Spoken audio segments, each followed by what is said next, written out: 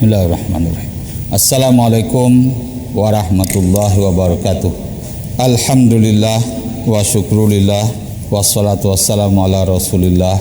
Rabbi syrahli sadri wa yassirli amri wahlul 'uqdatam min lisani yafqahu qawli. Subhanaka la ilma lana illa ma 'allamtana innaka antal alimul hakim. La haula wala quwwata illa billahil aliyil azim. Amma ba'du. Alhamdulillah, syukur pada Allah Subhanahu wa taala kita dapat meneruskan lagi program kita pagi ini di Masjid Putra, dan kita bersyukur ramai tetamu-tetamu dari negara lain turut bersama menyaksikan keindahan masjid kita, dan insya-Allah kita doakan mudah-mudahan ada di kalangan mereka hari ini yang mendapat hidayah Allah. Kita teruskan dengan tajuk yang kedua dalam kitab Kapsul Iman, Satu Ubat Seribu Rawat. Tajuknya Mencari Murabbi. Tuan-tuan, puan-puan, saudara-saudari sidang hadirin yang dirahmati sekalian, jika orang berpenyakit lahiriah, maksud penyakit lahiriah itu darah tinggi, kencing manis, sakit kulit, kena bisul dan sebagainya, mestilah dicari doktor yang bertauliah dan yang berlesen untuk mengubatinya.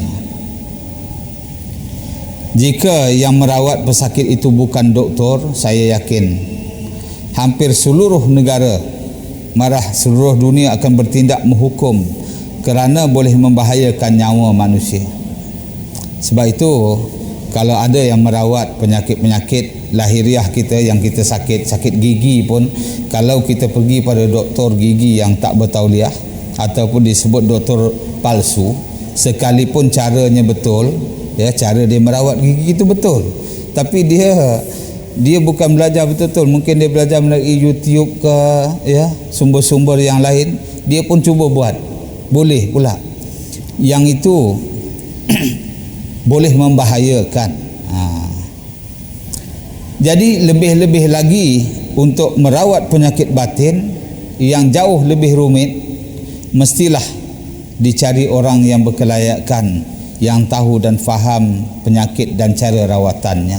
Bila saya sebut penyakit batin dalam kitab ini, maksudnya bukan penyakit lemah tenaga batin, ya, yang kita semua tahu. Disebut penyakit batin maksudnya penyakit-penyakit hati, mazmumah, penyakit-penyakit yang tercela, yang terkeji, yang ada dalam hati. Yang itulah dimaksudkan dengan penyakit batin, seperti sombong, seperti riak, seperti ujub, seperti bakhil, seperti pemarah. Itulah penyakit-penyakit batin. Jika merawat penyakit yang lahir pun susah, payah, beribu kali lebih payah merawat penyakit batin. Nak merawat kanser pun susah, ya. Nak merawat HIV pun susah. Nak merawat penyakit-penyakit seperti sakit jantung, kencing manis, darah tinggi pun susah. Ini kan pula nak merawat mazmumah, nak merawat sombong, nak merawat sum'ah, nak merawat gila pangkat, gila puji, gila kuasa dan sebagainya. Lebih-lebih lagi lah susah. Kerana itu manusia perlu dirawat anggota batinnya, itu akal, nafsu dan hati. Itu anggota batin. Kenapa saya katakan tiga perkara ini, akal, nafsu dan hati, itu anggota batin. Siapa boleh nampak akal? Orang kata, "Boleh Ustaz, akal ni kat otak ni." Otak hanya alat yang berfungsi untuk akal. Di mana letaknya akal? Tak dapat. Ya, tak nampak kita. Ataupun nafsu, di mana nampaknya? Tak nampak. Hati juga tak nampak. Bila disebut hati di sini, bila saya kata hati yang batin, bukan maksudnya hati yang boleh kita bedah-bedah, yang boleh kita pegang-pegang itu, yang boleh dirawat oleh doktor, yang boleh nampak ataupun disebut sebagai liver itu bukan hati yang itu. Ya. Hati yang ini hati yang ada perasaan, hati nurani, yang perjalanannya sangat halus dan seni. Di zaman ini amat susah nak dicari klinik mengubat penyakit batin, penyakit mazmumah. Ada ke pernah jumpa? Saya kata sangat susah nak jumpa, tapi adakah tuan-tuan pernah jumpa satu klinik, satu hospital untuk mengubat penyakit sombong? Ada? Malah sombong itu tak dianggap penyakit oleh kita hari ini. Hospital atau klinik untuk mengubat penyakit bakhil pun tak pernah kita jumpa. Atau hospital nak mengubat penyakit gila pangkat, gila puji, gila kuasa pun tak pernah kita jumpa. Jadi bukan saja amat payah nak dicari, malah jarang orang sedar yang dia sedang mengalami penyakit. Kalau ada yang sedar, nak mencari perawatnya pula payah. Jadi ada orang yang sedar dia ada penyakit sombong, nak rawat macam mana ni? Dia ada gila pangkat ataupun dia ada bakhil. Nak rawat bakhil ni, nak rawat penyakit kedekut ni macam mana? Tu ada penakut misalnya, nak rawat penyakit penakut ni macam mana? Yang itu yang susah. Ya, dah tahu ada penyakit dalam hati, nak cari tukang rawatnya pula, ya Allah, punya susah. Siapalah nak merawat penyakit? Jadi untuk mendidik manusia ini, bila sebut mendidik, maknanya mendidik tiga unsur yang saya sebut tadi, mendidik akal, mendidik nafsu dan mendidik hatinya, mendidik jiwanya. Mendidik manusia tidak cukup hanya memberi ilmu seperti yang dilakukan oleh para ustaz, guru, cikgu atau muallim. Apa saja istilahnya, kalau sekadar guru itu memberi ilmu sahaja. Memberi ilmu maksudnya mengajar, bukan mendidik. Mendidik ini jauh daripada mengajar. Mengajar dah tentu kena bagi ilmu. Mendidik juga mesti ada ilmu, tapi mesti ada latihannya, mesti ada tarbiyahnya. Manusia perlukan murabi atau rabbani. Ya, murabi juga disebut sebagai rabbani. Kerana kejahatan manusia itu terlalu seni dan unik sekali. Sangat sukar dikesan. Sombong misalnya. Siapa yang sedar? Kadang-kadang orang yang sedang mensyarahkan sombong itu, sombong itu sifatnya begini. Dia pun ada sombong. Macam saya hari inilah. Ya, saya tengah syarah, tengah cerita penyakit-penyakit batin, penyakit sombong. Jangan ada lagi sombong. Pasal apa? Ya, antara yang kita kena faham. Contoh, kita ambil contoh sombong lah. Seorang itu dikira selagi dia rasa dia lebih baik daripada orang lain, malah setengah ulama mengkategorikan sombong itu, kalau dia rasa dia lebih mulia daripada anjing, itu sombong. Cuba lihat anjing. Kalau kita terjumpa anjing, kita rasa anjing tu hina ke? Kalau kita rasa anjing tu hina, kita mulia, maknanya adalah sombong dalam hati. Itulah yang susah tu, ya. Jadi sebab itu kita perlukan murabi, perlukan satu guru yang boleh menyuluh penyakit-penyakit hati, yang kita panggil murabi itu tadi. Murabi atau rabbani, beberapa sifat yang perlu ada padanya, iaitu mesti berilmu. Kenalah dia tu ada ilmu, tak boleh orang jahil. Dia kenalah orang alim, ya. Kemudian dia juga beramal. Kalau sekadar berilmu saja tak beramal, ilmunya sangat tinggi, segala kitab dia boleh baca, apa saja bahasa dia boleh hurai, punya hebat, apa saja ayat Al-Quran, sebut saja surah apa, ayat berapa boleh dihurai, cukup alim, tapi dia tak beramal dengan ilmunya. Kadang-kadang sembahyang cuai, sembahyang juga tapi lambat, kedekut misalnya, tak beramal dengan ilmu. Yang itu bukan murabi. Jadi murabi itu mesti berilmu, kemudian mesti beramal, mesti berakhlak mulia. Akhlaknya juga mulia, dapat kita lihat, nampak kemuliaan akhlaknya. Dia menghayati syariat. Bila sebut menghayati syariat, yang wajib dan yang sunat dia buat, yang haram dan yang makruh dia tinggalkan, yang harus juga diurus, dijaga sungguh-sungguh, dijadikan ibadah. Yang itu maksudnya menghayati syariat. Kalau kita tengok syariat yang sunat-sunat pun dia tak buat, itu bukan murabi. Ya, maknanya murabi itu semua yang wajib, yang sunat, yang makruh dapat dia tinggalkan, yang haram dia tinggal. Maknanya dia mengamalkan syariat itu. Kemudian dia itu boleh mendidik manusia, serta boleh dicontohi. Itu yang paling penting. Kalau dia sekadar ada ilmu, sekadar beramal, berakhlak mulia, tapi nak dicontohi tak boleh, dia gagal nak menunjukkan contoh, itu bukan murabi. Jadi saya ulang lagi, murabi itu sifat-sifatnya mesti berilmu, mesti beramal, mesti berakhlak mulia, mesti dia itu menghayati syariat, boleh mendidik manusia serta boleh dicontohi. Kemudian murabi itu hubungan dengan murid sampai mati. Hubungan murabi dengan murid seperti anak dengan ibu bapa, bahkan lebih daripada itu, dan tidak ada putusnya. Setengah orang cakap, ini bekas guru saya, mantan guru saya. Guru mana ada bekas, ya? Guru lah, ya, yang dikira akan menjadi guru selama-lamanya sampai mati. Tapi ada guru yang sekadar mengajar saja, tetaplah guru walaupun dia mengajar satu huruf, satu perkara saja. Guru lah tu, ya. Tapi guru yang murabi ni tadi, yang mendidik itu, dia sampai mati, sampai bila-bila.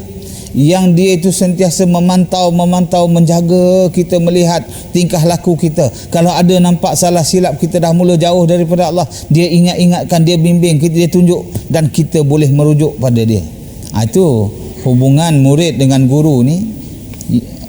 Hubungan murabi dengan murid itu sampai mati, bukan ditentukan dengan jawatan, dengan pemilihan setiap tahun. Tidak begitu, ya. Kemudian lebih daripada hubungan ibu dan bapa. Kerana apa?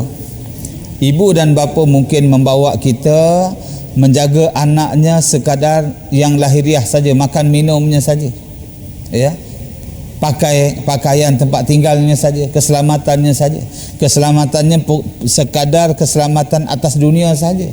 Tapi murabi ini dia menjaga muridnya sampai ke akhirat. Soal-soal akhirat, soal keselamatan selepas mati, dia sangat-sangat bimbang kalau murid itu tak berjaya selamat di alam barzah, tak berjaya selamat masuk dalam syurga di akhirat nanti. Dia sangat bimbang kalau murid itu masuk dalam neraka. Itulah murabi. Jadi dia sentiasa menjaga. Kerana apa? Kerana syaitan dan nafsu yang merosakkan hati tidak pernah rehat. Hubungan murabi atau rabani dengan murid adalah hubungan hati dengan hati, atau roh dengan roh, berlangsung sampai mati. Bagaikan hubungan Rasul dengan sahabat. Ini bukan nak membanding, ya, tapi gambarannya. Rasulullah dan para sahabat dah kita ceritakan tadi bagaimana mereka itu duduk. Rasulullah dan para sahabat, hubungan jiwa dengan jiwa, roh dengan roh. Mereka mengasihi, kasih mengasihi, cinta mencintai, tidak boleh diputus oleh apa sekalipun kecuali masing-masing atau salah satu memutuskannya, kerana tidak ada hubungan dengan Tuhannya lagi. Mari kita lihat contoh murabi yang paling besar, yang paling hebat dalam dunia ini ialah baginda Rasulullah SAW. Mari kita lihat bagaimana murabi agung Rasulullah SAW mendidik para sahabat. Rasulullah SAW mendidik dengan sikap dan akhlak. Ini yang paling penting yang kita kena tahu, bagaimana Rasulullah mendidik para sahabat. Dengan sikap, dengan akhlak, dengan perbuatan. Apa yang baginda cakapkan, baginda laksanakan. Seluruh kandungan Al-Quran itu ada pada diri baginda, lahir dan batin. Sehingga Ummul Mukminin Sayyidatina Aisyah radhiyallahu anha menggelarkan baginda sebagai Al-Quran yang hidup atau Al-Quran yang berjalan. Kaedah ini, kaedah yang Rasulullah buat ini, iaitu guru mengamalkan terlebih dahulu apa yang hendak diajar atau dididik sebelum diajar kepada muridnya. Itulah rahsia pendidikan yang cukup penting. Inilah yang perlu ada pada diri seorang murabi. Allah benci dan marah kepada sesiapa yang pandai bercakap tapi tidak berbuat. Dia akan membuat orang yang diajar pun bersikap yang sama. hingga ilmu hanya untuk dibangga, tidak dilaksana, ilmu akan menjadi sia-sia. Tuan-tuan, puan-puan, saudara-saudari sedang hadirin yang dirahmati sekalian, saya nak bawa contoh, ya. Contoh ini berlaku kepada, tak silap saya, kepada seorang wali Allah bernama Hasan Basri. Syekh Hasan Basri ini pernah didatangi oleh sekumpulan hamba. Kerana apa? Hamba-hamba ini minta kepada Syekh Hasan Basri ini setiap apabila berkhutbah di mimbar hari Jumaat, minta dia syarahkan tentang fadilat atau kelebihan membebaskan hamba, memerdekakan hamba. Zaman tu masih ada hamba-hamba lagi. Hamba-hamba ini, mengapa dia pergi kepada Syekh Hasan Basri ini? Kerana dia melihat, ya, dia melihat apa saja yang disebut oleh Syekh ini, dia cakap aja. Contoh, dia kata kita kena bersifat pemurah, tak boleh bakhil. Orang pun jadi pemurah lepas itu. Ramai yang bersedekah. Jadi bila dia melihat begitu, mereka pun ramai-ramai datang bertemu dengan Syekh Hasan Basri, minta supaya dibacakan khutbah nanti, dikhutbahkan tentang fadilat memerdekakan hamba. Lalu Syekh ini pun mengakulah, berjanjilah, baiklah saya akan cakap nanti, saya akan khutbahkan. Masuk minggu yang pertama ditunggu oleh golongan hamba ni hari Jumaat, belum lagi disyarah, dikhutbahkan oleh Syekh ini tentang fadilat membebaskan hamba. Masuk minggu yang kedua pun tak ada juga. Jumaat yang ketiga pun tak ada juga. Jumaat yang keempat barulah, ya, barulah disyarahkan oleh Syekh Hasan Basri dalam khutbahnya. Selesai khutbah itu, ramailah tuan-tuan punya hamba ni berebut-rebut membebaskan hamba. Masya Allah. Hamba-hamba yang dah bebas ini tak puas hati. Mereka pergi kembali bertemu dengan Syekh Hasan Basri, lantas bertanya. Mereka tanya, wahai Syekh, terima kasihlah sebab tuan dah khutbah dan kami sudah dibebaskan, dah jadi orang merdeka. Tapi kami nak bertanya kepada tuan, kenapa begitu lambat sekali tuan khutbahkan? Dah 4 minggu kami tunggu, dah sebulan, baru hari ini tuan tuan berkhutbah tentang fadilat membebaskan hamba sehingga kami dibebaskan.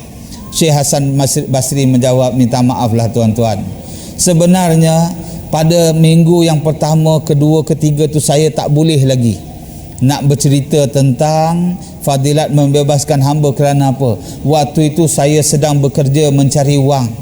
Bila dah cukup wang saya beli seorang hamba, lalu saya bebaskan. Setelah saya bebaskan hamba, barulah hari ini dapat saya berkhutbah tentang fadilat membebaskan hamba. Kalaulah saya berkhutbah sebelum saya melakukan pembebasan hamba, saya rasa sudah pasti tidak akan diikuti oleh tuan-tuan punya hamba membebaskan kamu semua hari ini. Nampak? Ini sifat orang soleh, ini sifat murabi.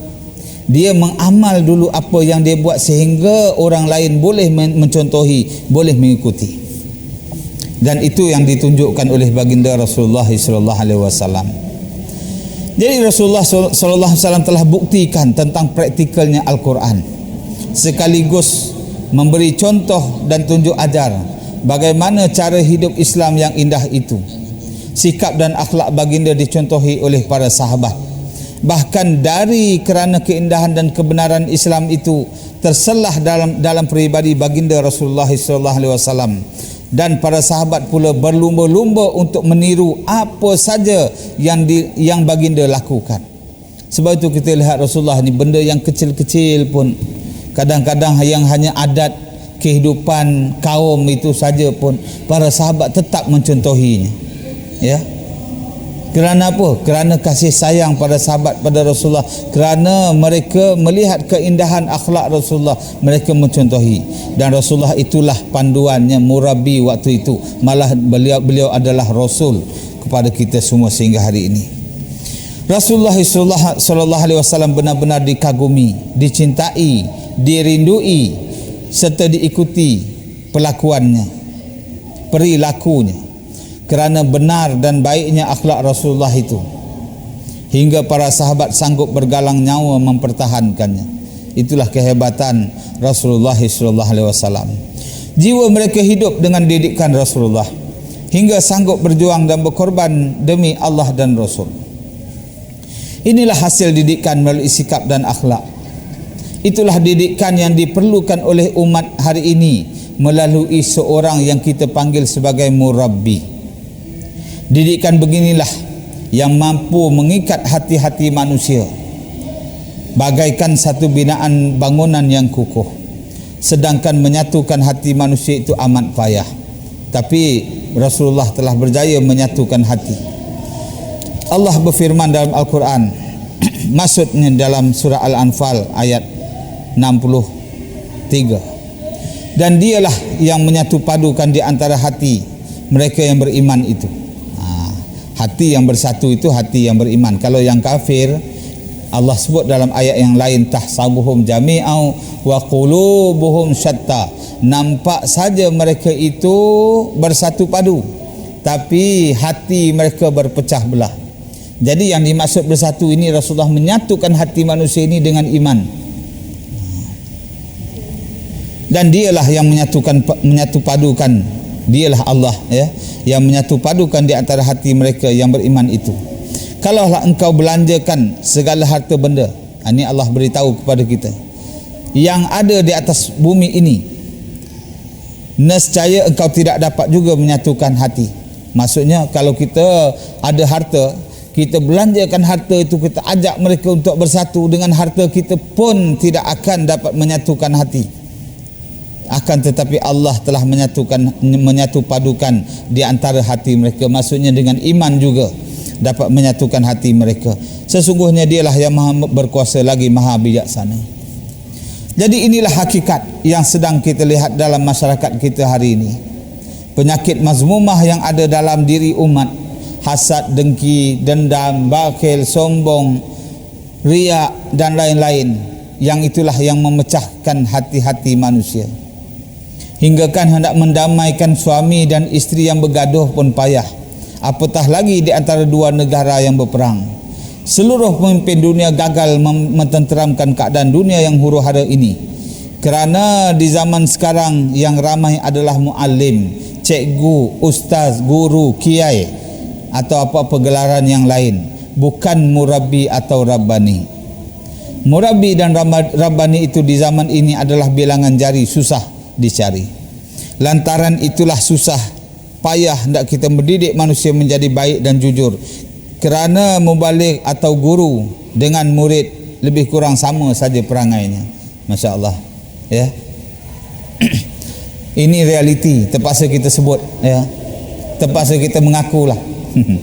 Guru dengan murid lebih kurang aja perangainya. Kalau guru sombong, murid sombong sama. Guru riak, murid pun riak sama. Guru hasad dengki, murid hasad dengki sama. Guru bakhil, murid pun sama naik bakhil. Ya. Yang dapat hanya ilmu saja. Itulah guru lebih sikit ilmunya. Amat susah mencari pendidik di hari ini, yakni guru atau rabbani yang ada ilmu, yang mengamalkannya, yang berakhlak mulia, yang menghayati, yang boleh mendidik dan boleh terus berhubung dengan muridnya hingga mati. Lihatlah hasil daripada guru, kebanyakannya hanya memberi ilmu semata-mata. Tabiat manusia tidak berubah. Murid-murid melawan guru, melawan ibu bapa. Itu realiti yang berlaku hari ini. Malah kalau ada guru-guru yang cuba nak mendidik muridnya, ya, lebih sikit didikannya, menyebabkan ibu bapa zaman-zaman ini pergi balai polis buat report. Hubungan guru dengan murid tidak ada. Murid bergaduh sesama mereka, malah sanggup memukul guru dan sebagainya. Guru pukul murid, murid pukul guru. Setelah dewasa, masing-masing ada tugas dan dapat kerja. Berlaku rasuah, malas bekerja, hasad dengki, tidak sehati.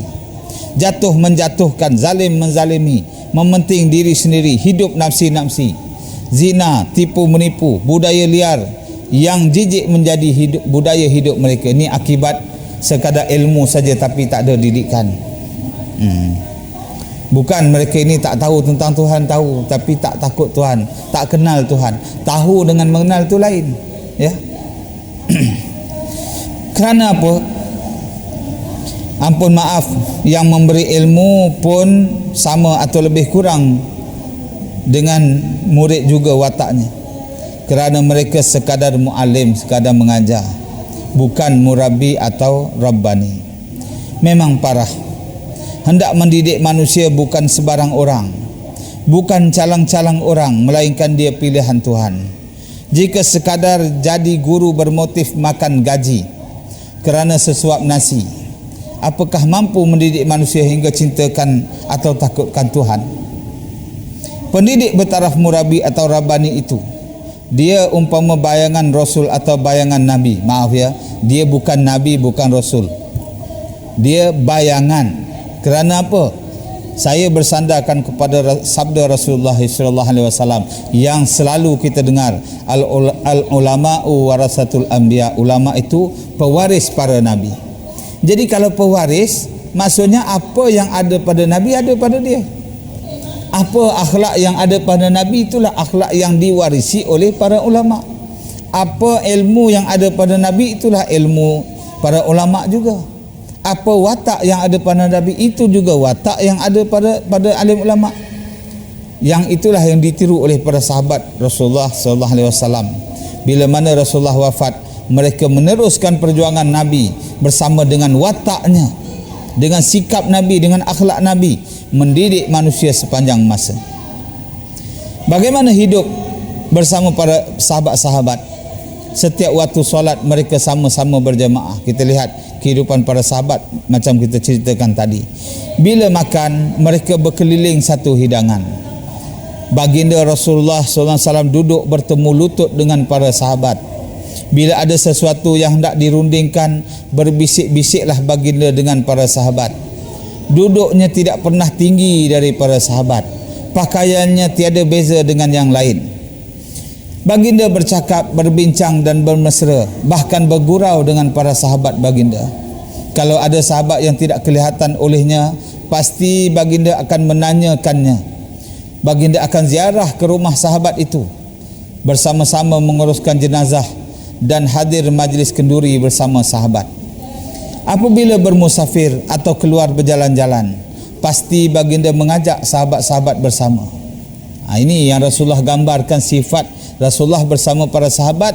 Itulah sepatutnya sifat seorang murabi dengan muridnya, ya, berjalan bersama, berziarah bersama, mendidik, menegur, bertanya khabar dan sebagainya. Baginda tidak pernah membuat dirinya lebih istimewa dari sahabat-sahabatnya. Susah sama ditanggung, senang sama dirasa.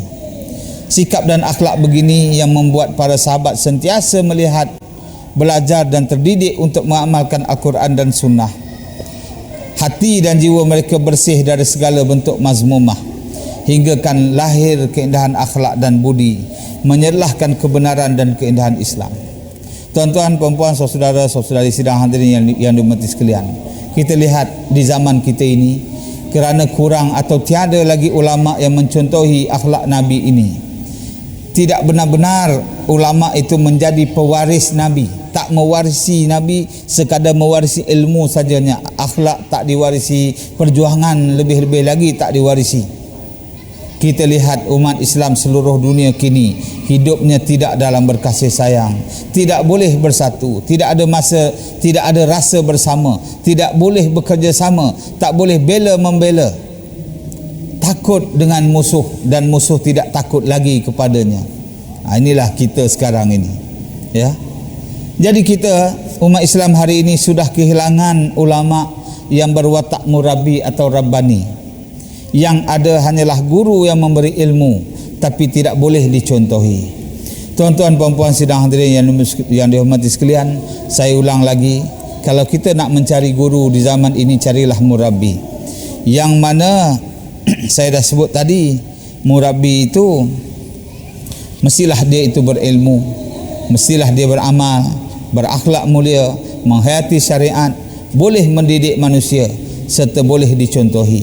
Dialah ulama pewaris Nabi, yang dia bukan sekadar mewarisi ilmu Nabi, tapi dia mewarisi sikap dan akhlaknya, mewarisi amalannya, mewarisi perjuangan Nabi.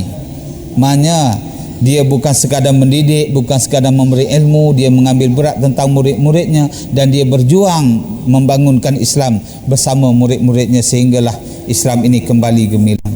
Tuan-tuan perempuan sidang hadirin yang dihormati sekalian, selesai tajuk yang kedua hari ini, iaitu mencari murabbi. Ada apa-apa soalan? Sila.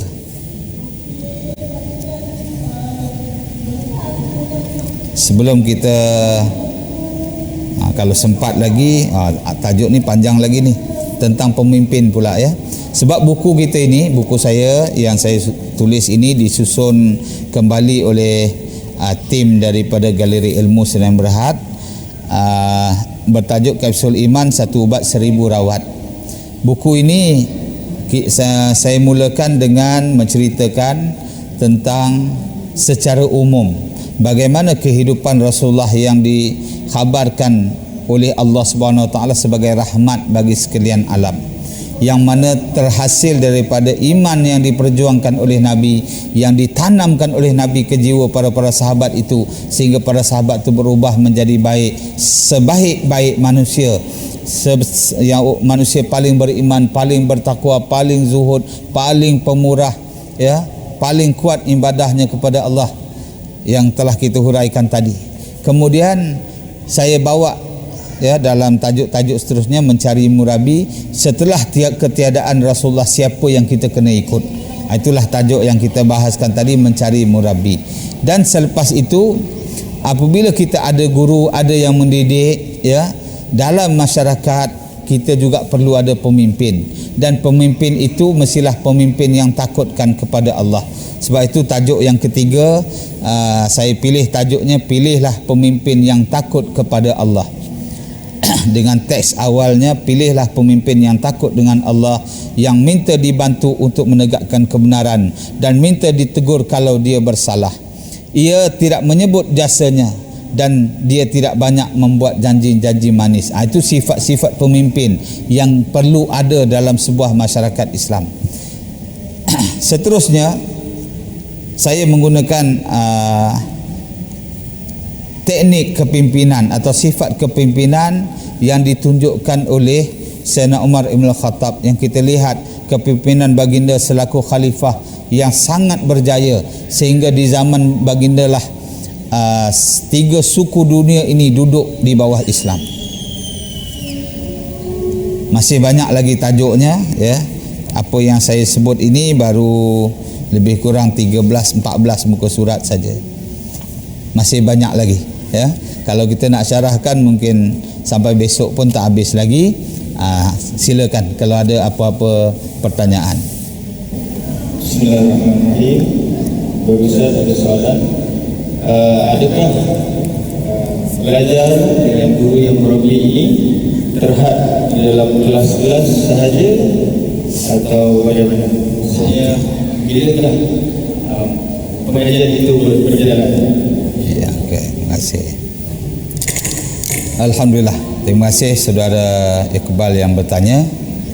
Menuntut ilmu dengan guru yang murabbi itu, bila saya sebut sifat guru yang murabbi itu, hubungannya dari hidup sampai mati dengan murid, maknanya sepanjang masa. Jadi dia memberi ilmu juga sepanjang masa, dia tidak terhad kepada kelas-kelas yang tertentu. Ada masa ada kelas lah ya, macam kita hari ini ada jadual, ada kuliah dan sebagainya. Tapi di sudut mendidik, menjaga muridnya itu, dia memberi ilmu, dan dia juga sentiasa memberi ilmu secara tidak formal di mana-mana saja. Seperti baginda Rasulullah SAW. Bagaimana kalau kita lihat hadis Nabi, hadis-hadis Nabi, ucapan-ucapan Nabi itu, setengahnya Nabi ucapkan waktu di pasar, setengah Nabi ucap waktu di masjid, setengah Nabi ucapkan sewaktu dalam musafir. Berbagai-bagai kisah yang kita lihat. Maknanya Nabi mendidik para sahabat, dan sifat Nabi itulah sifat seorang murabi, seorang yang mendidik sepanjang masa. Ya. Jadi untuk menjawab soalan tadi, maksudnya tidak terhad dalam kelas, tidak terhad dalam kuliah. Ya. Ilmu itu berterusan, diamal pula di sepanjang masa. Apa saja berlaku, apa saja kesilapan murid terus dinasihat, terus ditegur waktu itu juga, atau di waktu yang sesuai. Begitulah kehidupan seorang murabi, guru yang murabi itu dengan murid-murid. Jadi untuk dikongsi dengan seluruh umat, sebab itu kita perlukan kepimpinan yang adil pula, yang belajar dengan guru yang murabi itu.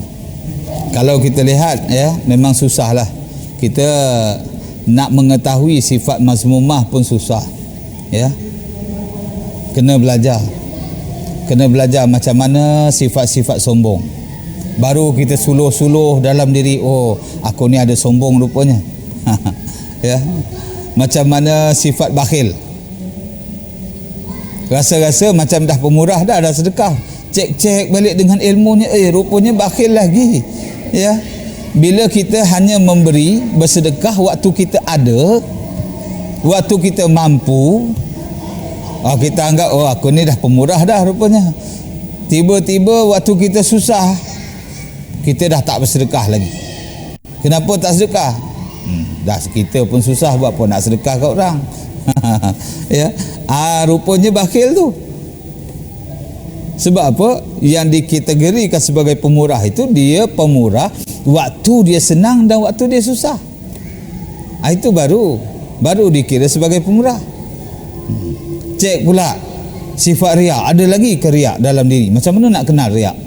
Ada orang kata, Ustaz, saya ni bukan tak mau sedekah-sedekah ni, tapi saya takut riak. Saya takut tak ikhlas.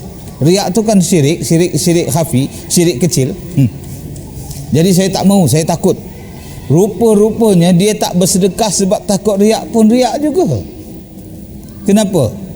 Ta'rif riak itu rupanya satu perkara yang dibuat atau satu perkara yang ditinggalkan bukan kerana Allah. Itu riak.